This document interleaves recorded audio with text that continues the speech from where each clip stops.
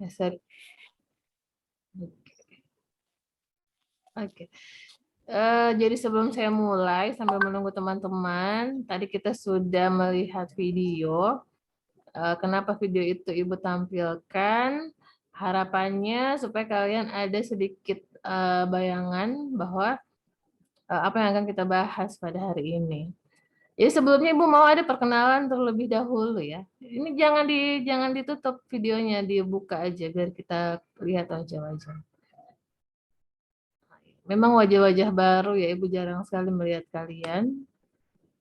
Yang Ibu tahu tuh cuman Alda Nasir. Sama siapa ya itu kemarin yang Ahmad. Oke.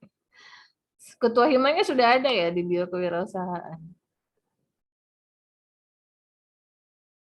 Siapa ketua hima? Sudah ada atau belum? Belum ya? Rizwan, Bu. Rizwan ketua hima. Oh, sudah dilantik ya? Belum. Oh, belum. Mana orangnya? Mana orangnya? Belum masuk. Jadi harusnya itu ketua hima, ini ketua kelas juga malah belum masuk. Ketua hima, ketua kelas, dia harus memberi contoh yang baik ke teman-temannya, dia harus lebih dulu masuk.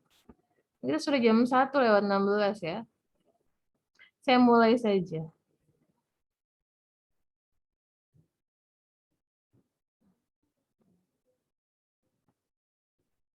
Terlihat ya? Ini aturan mainnya. Kalau Ibu menjelaskan, kalau misalnya kalian ada tidak paham, mau bertanya silahkan langsung saja dipotong ya. Suara Ibu jelas kan? Jelas, Bu. Oke. Oke, baik, saya mulai. Bismillahirrahmanirrahim. Assalamualaikum warahmatullahi wabarakatuh. Waalaikumsalam warahmatullahi wabarakatuh. Ya, jadi untuk mata kuliah hari ini itu adalah struktur ya, struktur tumbuhan dan fisiologi tumbuhan. Nah, bagian Ibu adalah untuk membahas lebih jauh mengenai fisiologi tumbuhan. Sebelumnya kita berdoa sama-sama lebih dulu ya. Bismillahirrahmanirrahim. Allahumma inni as'aluka ilman nafi'an wa rizqan thayyiban wa amalan mutaqabbala. Rabbi shrah li sadri wa yassir li amri wa hlul 'uqdatam min lisani yafqahu qawli. Nah, untuk materi Ibu kita akan membahas nanti sampai final test, sampai ujian akhir semester. Kita akan membahas tentang sel, bagian-bagian sel, organel-organel sel, dan fungsinya. Sel apa di sini tentunya kita akan lebih khusus membahas sel tumbuhan, ya. Jadi tidak lagi membahas sel hewan. Setelah itu kita akan membahas mekanisme transpirasi tumbuhan. Kemudian kita akan membahas tentang fotosintesis, dilanjutkan dengan respirasi. Selanjutnya kita akan membahas nutrisi tumbuhan, zat pengatur tumbuh dan hormon tumbuhan. Kemudian yang terakhir kita akan bahas tentang teori pertumbuhan dan perkembangan dari tanaman. Nah, ini kita akan lihat sebenarnya sel tumbuhan itu apa saja bagiannya, apa saja organelnya, dan seperti apa fungsinya. Kalau kemarin, kalian sudah mempelajari tentang struktur ya? Di tumbuhan itu secara struktur dan morfologinya ada bagian-bagian tanamannya, ya, bagian-bagian tertentu ya.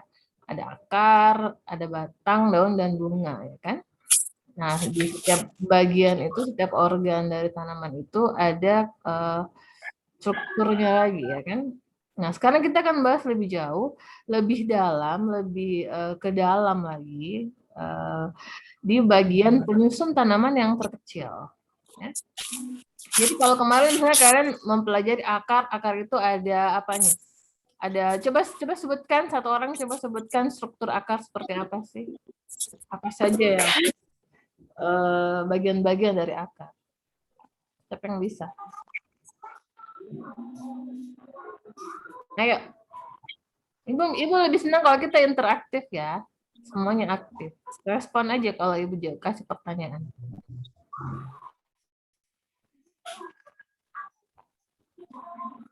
Tidak ada yang bisa?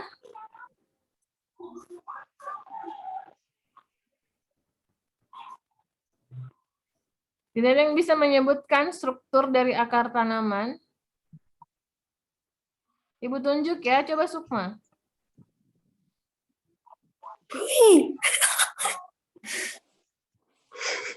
Nah, ini wajahnya jangan di-off-kan. Bagian akar, Bu. Struktur akar, kemarin pelajari itu kan, struktur akar tumbuhan. Aku lupa, Bu. Ada yang ingat? Siapa yang tahu? Siapa yang masih ingat? Karena sudah ujian belum? Sudah mid-test belum? Sudah ujian tengah semester belum?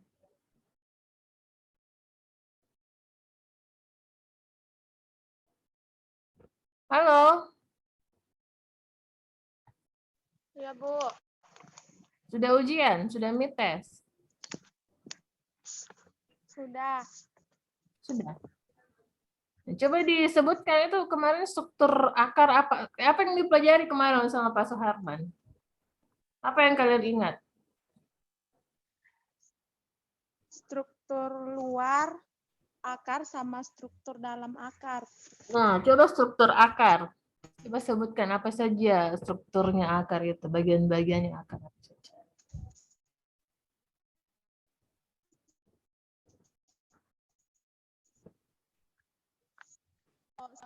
Akar atau morfologi itu Struktur luar terdiri dari batang akar, apalagi itu ujung akar.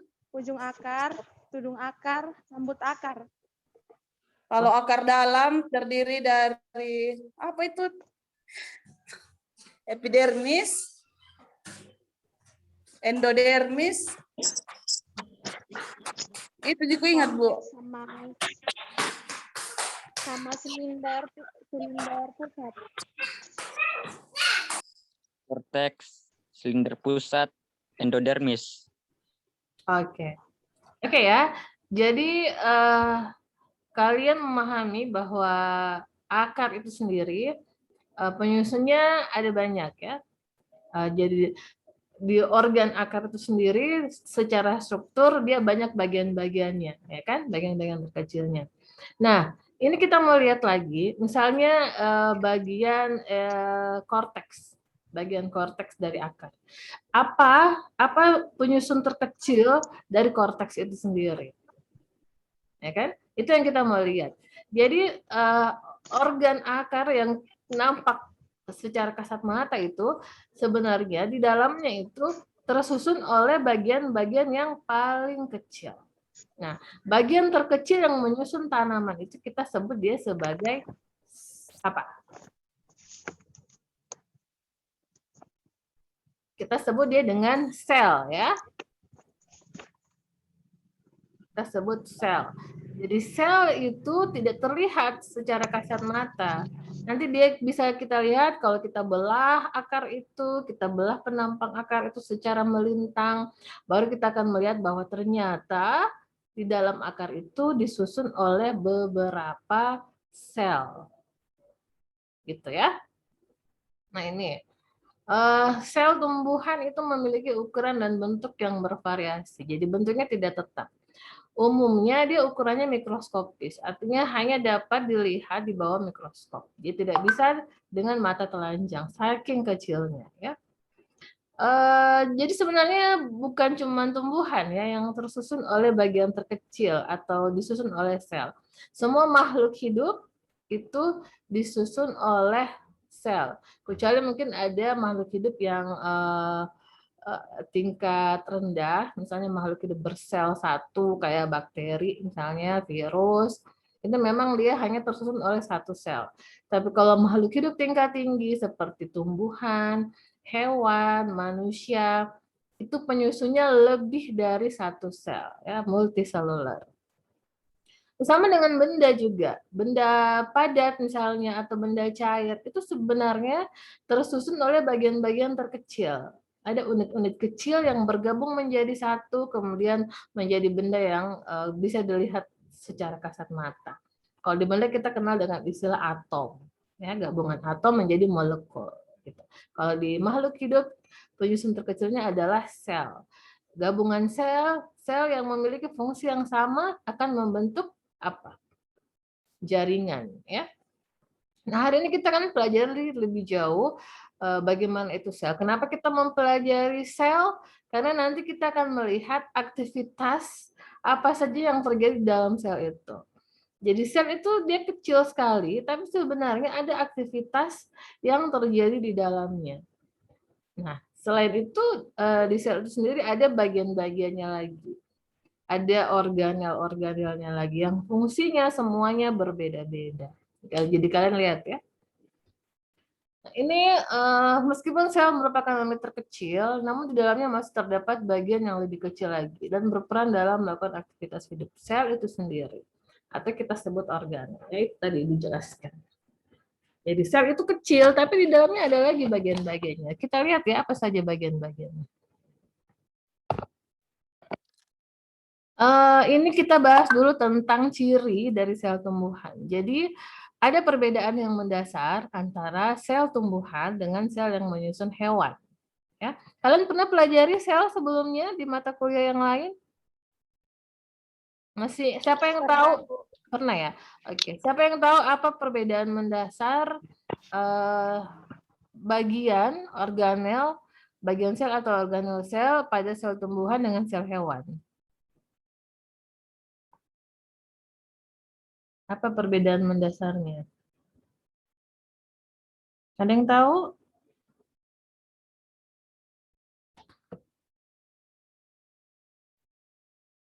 Oh, kok bisa? Coba. Penelitian.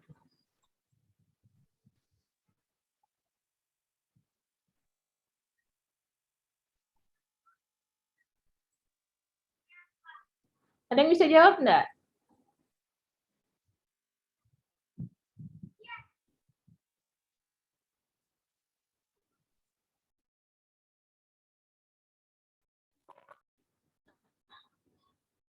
Ada yang bisa jawab? Gimana? Siapa yang bisa membedakan apa perbedaan mendasar antara sel tumbuhan dan sel hewan? Tidak ada.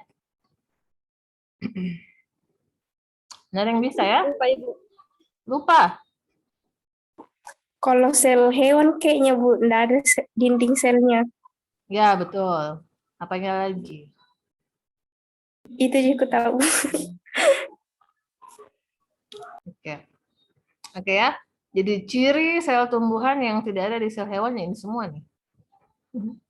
Jadi dia punya dinding sel, sementara di sel hewan tidak.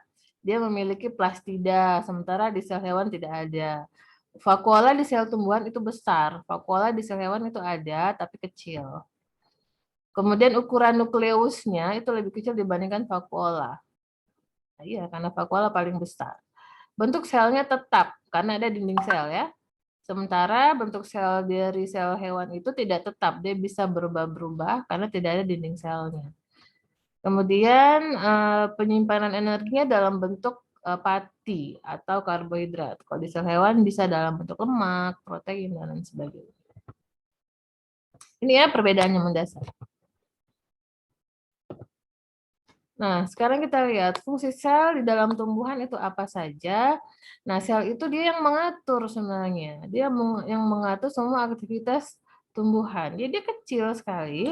Kecil tapi karena banyak sekali jumlahnya, jadi dia berperan dalam mengatur semua aktivitas tumbuhan. Jadi mulai kapan tumbuhan harus berfotosintesis, kapan tumbuhan harus berrespirasi, kapan tumbuhan harus membelah, ya, harus berdiferensiasi, itu semua yang mengatur adalah sel, ya. Ini dia. Dan dia membawa sifat genetik. Sifat genetik itu sifat yang pewarisan ya. Dalam artian sifat genetik yang menentukan misalnya bentuk dari tanaman, warna dari tanaman, rasa dari tanaman, umur panennya itu semua yang menentukan adalah sifat genetiknya. Nah, sifat genetik ini yang menentukan siapa adalah sel ya. Kemudian dia menyusun dan menjaga bentuk tubuh tumbuhan ya, karena tadi dia punya dinding sel ya, jadi bentuk tubuhnya itu sangat ditentukan oleh komposisi dinding sel.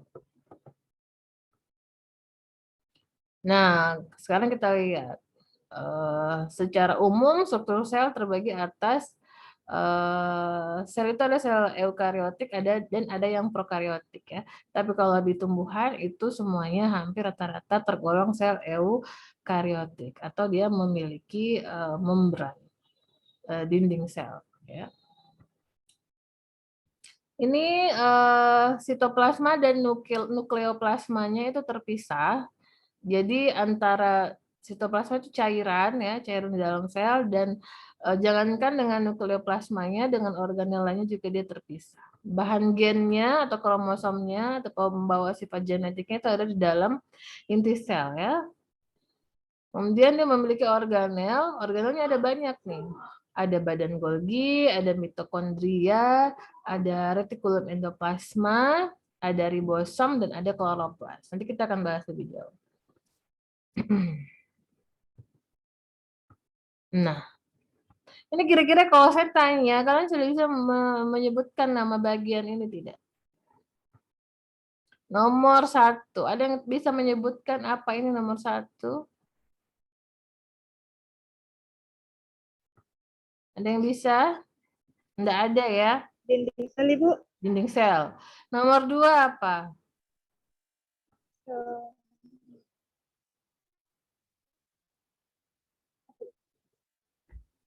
Ya, tugas ya. Tugas. Itu tugas kalian itu membuat gambar sketsa pakai pensil. Ya. Tulis tangan. Bikin gambar sketsa. Semua organel-organel sel tumbuhan seperti ini. Ya, jadi gambar seperti ini. Terus nanti diberi keterangan bagian-bagiannya apa namanya dan cari fungsinya. Oke? Iya, Bu. Di Ya. saya Ya. gambarnya. Nah, ini lihat ya. Ini sel kalau dibuka, kalau dibelah, kita lihat ada organel-organelnya. Jadi di dalam sel itu dia sudah merupakan bagian terkecil dari tanaman, tapi di dalamnya ada bagian-bagiannya lagi. Ada struktur. Ya. Jadi yang pertama itu ada nukleus ya. Ini yang warna ungu yang bulat ini itu adalah nukleus atau inti dari sel. Nah, di dalam inti sel ini ada lagi anak inti.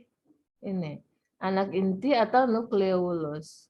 Nah, disinilah di anak inti inilah tempat menyimpan sifat genetik atau dalamnya ada kromosom ya.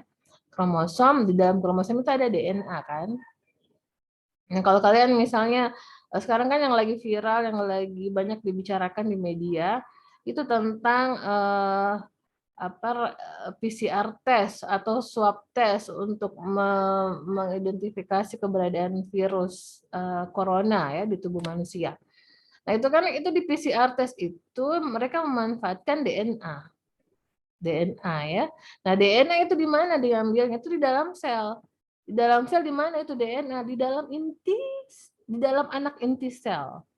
Dalam anak inti sel ini ada kromosom. Gabungan dari beberapa DNA itu namanya kromosom. Di dalam kromosom itu baru ada DNA.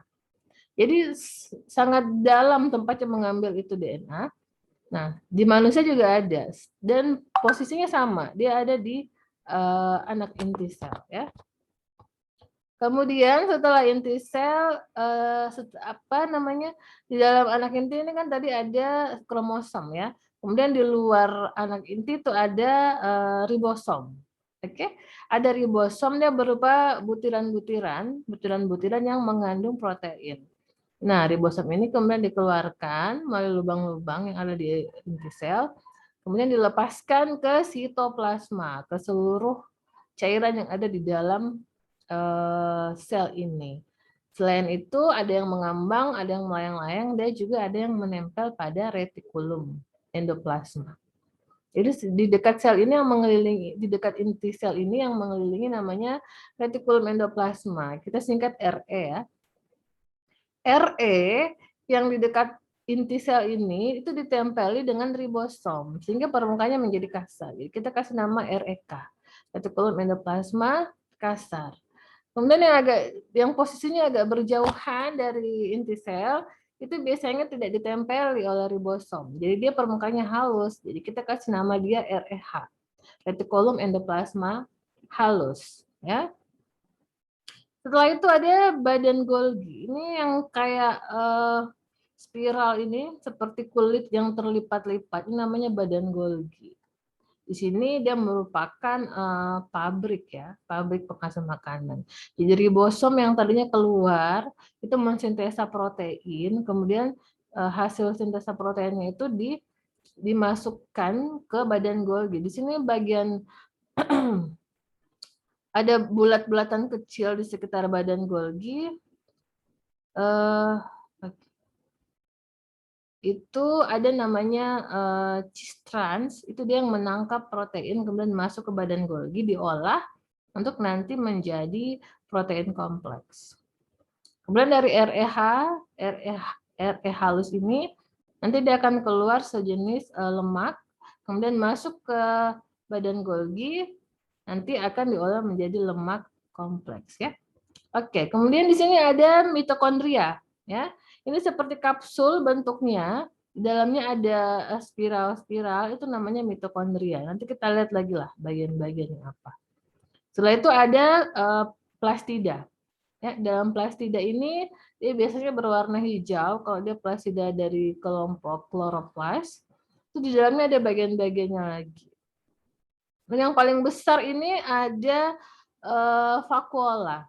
Vakuola ini tempat menyimpan cadangan makanan ya. Sedangkan ada cairan yang mengelilingi keseluruhan itu namanya sitoplasma. Dalam sitoplasma ada ribosom, ada juga mikrofibril ya, ada kayak benang-benang halus di sini. Sementara keseluruhan sel ini dibungkus oleh membran sel. Membran sel lagi dilindungi lagi oleh dinding sel ya.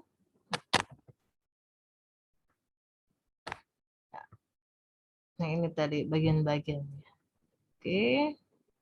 Jadi vakuola itu dia menempati ruang paling banyak setelah sitoplasma ya. Jadi dia jumlahnya ukurannya besar sekali. Oh ya, Ibu lupa. Jadi dinding sel ini ada lubang yang menghubungkan antara sel dengan sel di sebelahnya ya. Lubang itu namanya plasmodesmata. Oke. Ada pertanyaan?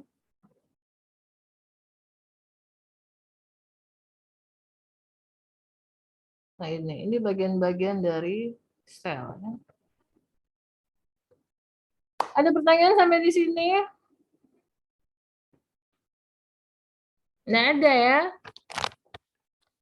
Jadi saya harap kalian bisa jadi pendengar yang baik, bisa menyimak dengan baik. Nah, kita bahas lagi. Yang pertama kita bahas dinding sel. Dinding sel tadi letaknya di mana?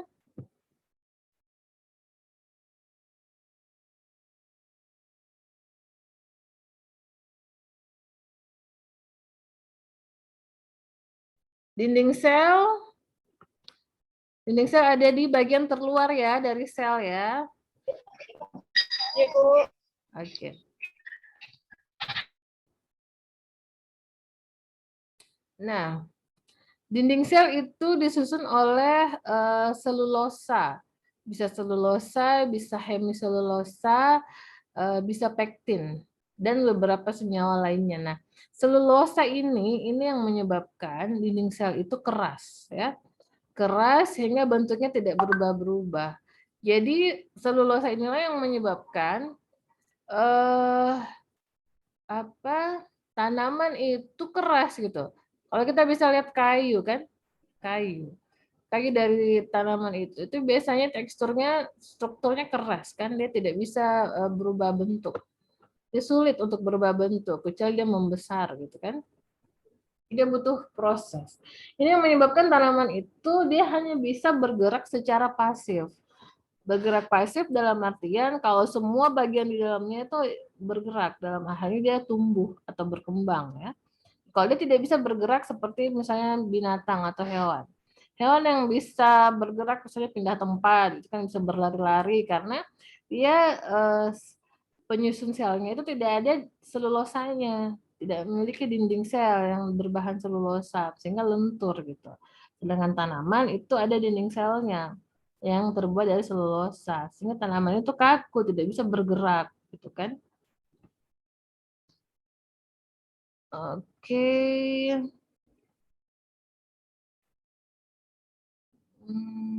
Nah, di sini ada plasmodesmata ya, yang menghubungkan antara sel satu dengan sel yang lain. Nah, fungsi dinding sel nih, dia mampu mencegah sel mengembung terlalu banyak melewati batas maksimum. Dia mencegah sel itu membengkak. Kalau di dinding sel hewan itu kan bisa seperti balon ya, semakin banyak di sini dia akan semakin besar. Kalau di tubuhan tidak bisa, jadi dia membatasi bentuknya.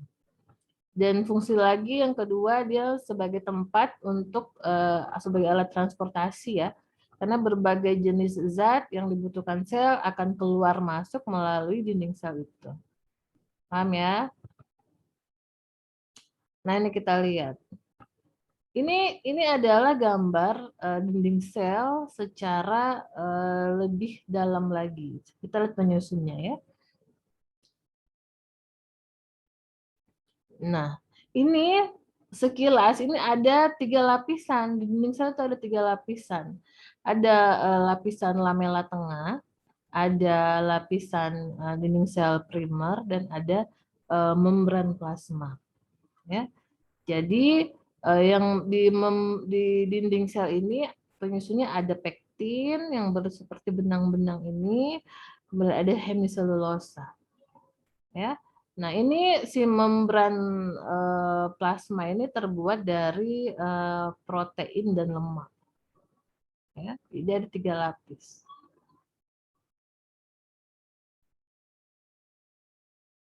Nah, setelah dinding sel, bagian dalamnya lagi ada membran ya, ada membran sel atau membran plasma. Ini tadi membran plasma. Kita lihat tuh. Di membran plasma itu disusun oleh ada protein, ada lemak. Nah, di proteinnya lagi ada beberapa macam protein. Ada protein intrinsik yang dia sifatnya tegak di sini. Kemudian dia muncul ya di bagian kepala. Kemudian di sini ada protein glikoprotein yang dia melayang di atas permukaan ya. Kemudian di sini ada apa namanya? Ini yang 2 lapis ini disebut fosfolipid bilayer atau fosfolipid 2 lapis. Itu disusun oleh fosfolipid ini lemak ya. Kepalanya ini lemak, bagian ekornya ini dia protein juga. Tapi dia lemak juga maksud saya. Tapi yang bagian kepala ini dia hidrofilik atau tidak suka air. Sedangkan yang di bagian tengah ini dia sifatnya hidrofobik, ya. Dia lebih suka air. Ya. Jadi membran selnya lagi itu dia tersusun dari beberapa bagian-bagian. Sifatnya ini permeabel. Sifat membran sel ini permeabel, artinya apa? Jadi ada hanya zat-zat tertentu yang bisa dilewati, yang bisa keluar masuk melalui membran ini, tidak semua. Ya, dia hanya zat-zat tertentu. Fungsinya menjadi batas antara sel, melindungi isi sel, mengatur keluar masuknya berbagai macam zat. Jadi hampir sama dengan dinding sel ya, dia mengatur keluar masuknya zat. Kemudian dia sebagai reseptor dari luar seperti hormon, bahan kimia dan seterusnya. Nah, organel selanjutnya kita bahas tentang plastida. Oke. Plastida ini bentuknya seperti kapsul ya, seperti kapsul. Jadi ada 2 lapisan, dibungkus oleh 2 lapisan juga. Jadi sel itu dibungkus oleh membran sel. Plastida ini dibungkus juga oleh membran. Penyusun membrannya sama dengan membran sel yang ada di sel secara umum, ya. Nah, ini ada membran luar, ada membran dalam. Kemudian di dalamnya ada cairan. Cairan di dalam plasida ini namanya stroma. Oke. Kemudian di sini ada lamella stroma yang menjembatani antara tumpukan-tumpukan ini. Tumpukan-tumpukan ini namanya granum ya. Kalau satu lapis namanya grana. Kalau sudah menumpuk seperti ini namanya granum. Oke, waktu Ibu 1 menit lagi habis. Nanti kita langsung masuk saja ya kalau terputus ya. Nah, kita lihat apa saja fungsinya di sini. Jadi plasida itu dia membawa zat warna. Jadi misalnya di daun itu warnanya hijau ya. Berarti plasidanya membawa zat warna hijau. Kalau misalnya di buah itu rata-rata berwarna merah atau kuning ya, kuning ke orange-an. Nah, itu karena plasidanya itu membawa zat warna kuning dan merah gitu. Itu namanya kromoplas. Nah, ini dia, kromoplas. Oke. Fungsinya banyak. Fungsinya salah satunya adalah untuk